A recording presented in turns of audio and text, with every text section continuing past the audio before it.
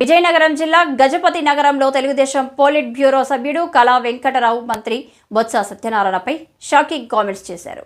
ఇచ్చిన హామీలు నెరవేర్చలేకపోతే ముఖ్యమంత్రి ఇతర మంత్రులు తప్పించుకొని తిరుగుతున్నారని ఆరోపించారు. ప్రభుత్వ ఉద్యోగుల సమస్యలు పరిష్కరించాల్సిన మంత్రి నిన్న గజపతి నగరంలో అంగన్వాడీల వినతి పత్రం ఇవ్వడానికి వాహనాన్ని ఆపితే వీడియోలు తీయొద్దు అనడం సరికాదన్నారు. ఈ కార్యక్రమంలో అంగన్వాడీలను బెదిరించడం విడ్డూరంగా ఉందన్నారు. ఈ కార్యక్రమంలో మాజీ శాసనసభ్యులు కొండపల్లి అప్పలనాయుడు, మండల అధ్యక్షులు అట్టాడ లక్ష్మీనాయుడు, కొండపల్లి భాస్కర్ నాయుడు తదితర తెలుగుదేశం పార్టీ నాయకులు పాల్గొన్నారు. జగన్మోహన్ రెడ్డి గారు ఆయన మంత్రివర్గ సభ్యులు అమలు చేయలేకపోయారు.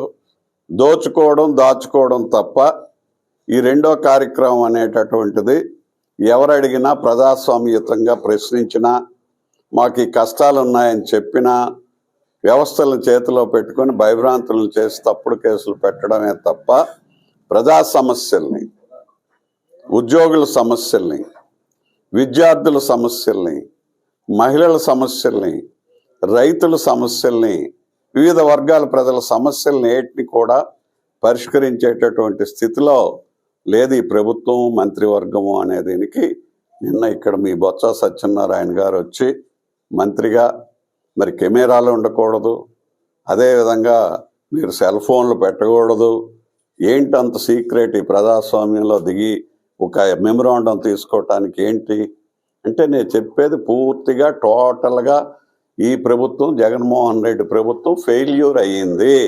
ఫెయిల్యూర్ అయినటువంటి విషయాలు అక్కడ అంగన్వాడీ వర్కర్స్ కానీ టీచర్స్ కానీ అక్కడ ఉండేటటువంటి వాళ్ళు అడుగుతారు. కాబట్టి వీళ్ళ ఫెయిల్యూర్స్ మీరు ఎవరు రికార్డ్ చేయకూడదు అని చెప్పి మరి అన్ని కండిషన్స్తో దిగిన ప్రభుత్వం కావాలా మనకి?